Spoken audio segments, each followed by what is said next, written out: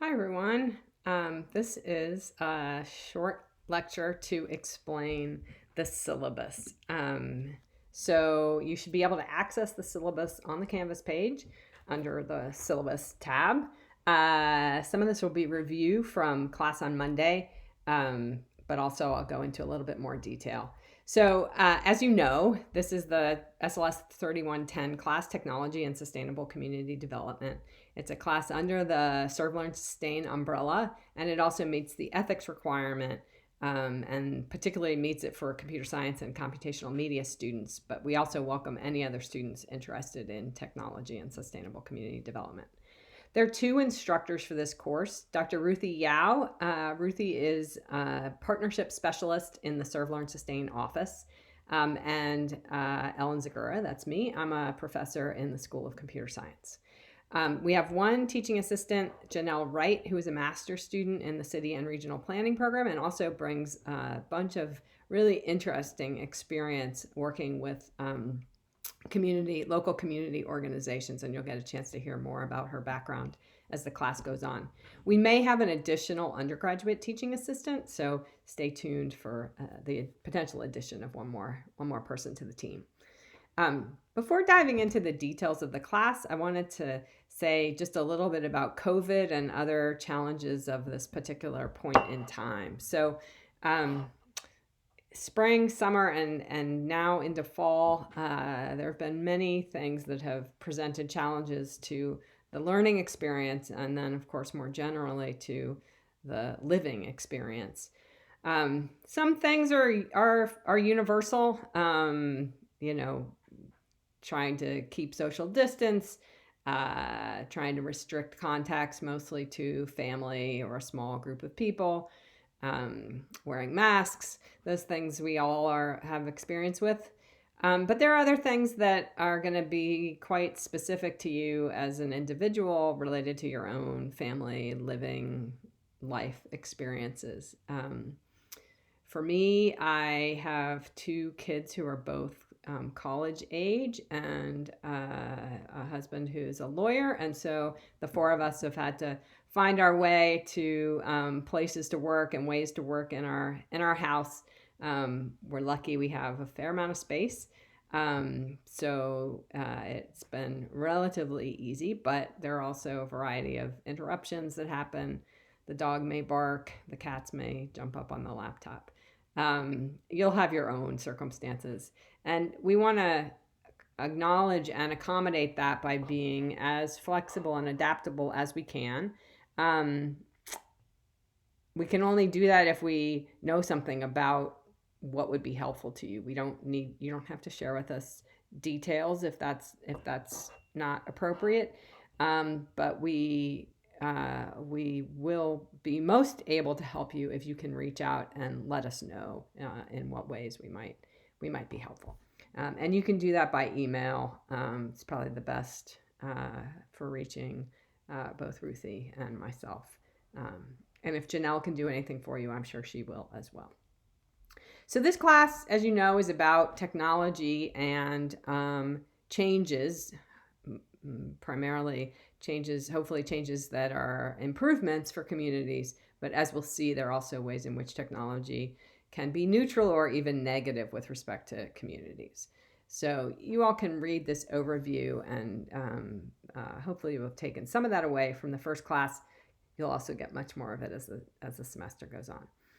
We will do some reading from a textbook by Lucina, Schneider, and Leidens. That book is called, I see I put the title wrong here. That book is called Engineering and Sustainable Community Development. Our course is called Technology and Sustainable Community Development because I wanted to make sure that computer scientists see themselves in the course. Lucina is at the Colorado School of Mines and there teaches in engineering. Since computer science is not in engineering at Georgia Tech, I wanted to make an extra point that computing is relevant for this class. So that book is available for free. The PDF is available for free. You can get it from the Georgia Tech Library. If you run into any trouble, check in with Janelle and she can help you out. There will also be frequent readings, typically several per week, and we will link to those in the weekly modules. These will be a combination of papers, sometimes articles from the popular press, blog posts. There will also be videos that we will sometimes ask you to watch, and then we'll use those and respond to them within class. Those will also be linked. In both cases, we want you to do these more than one. You must do these readings and video watching before class, because they are going to form the basis for discussion, and you won't be able to discuss if you don't know what we're referencing. We may put in place some mechanisms to double check that you're doing that reading and video watching ahead of time. We're going to do Mondays and Wednesdays a little bit differently. So Mondays will be a class that is synchronous, meaning at the same time we will all get together on Blue Jeans. That time is Monday 12:30 to 1:45 East Coast time. And then on Wednesdays, you'll get a set of instructions for how to do the class on Wednesday, but you'll be able to do those on your own time. Oftentimes you'll watch some lectures, you may watch a video, you'll do an associated activity. So Mondays we will be taking attendance, and participation and attendance both will be required. So please plan to be on time and to be present for the full class time. The grading for this class, the emphasis is on, emphasis on all the things that are graded, but in particular, there are no exams in this class, and so you might be thinking, "Oh, that's awesome! This will be easy." Actually, what it means is that you need to engage with this class in a different way than just making sure you study for and take the exam. So this class is really about a group discussion and things that we will all learn from one another.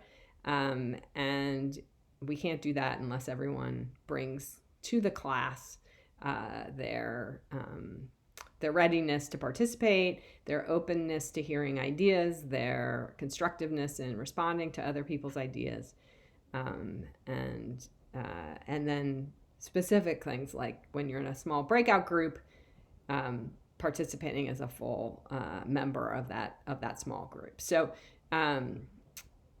all of these things are going to be a part of grading. You will be asked to do some reflections on readings and turn those in. In total, those will form 25% of the final grade. There will be other assignments that you do that are not based on reading reflections, and those will be 30%. We will be working out some method by which you'll choose some event to attend that will not be in person. And you'll do a write-up of that. And then we will have a project that you'll hear about as we get further into class. There will be multiple deliverables across the total set of deliverables. That project will be 20% of the grade. If your situation makes it difficult for you to participate in the synchronous Monday classes, please get in touch with us and we will work out something that makes it possible for you to participate alternatively. These next two sections are standard. You've probably seen them in many syllabi. One thing that will matter here is that you will do some citations of sources, and so you want to be quite careful that you are doing that appropriately, so that you don't plagiarize the work of others. And then the adapts situation, which I think you're probably all aware of already. We will meet on Blue Jeans on Mondays. There will be a new Blue Jeans link each time, and that will be advertised in Canvas. All right, so that wraps up the syllabus discussion. And if you have questions, go ahead and post them in Piazza. We're going to try to use Piazza for most questions that many people would have. If you have a question specific to you, you can send us an email, and look forward to seeing you next time in class.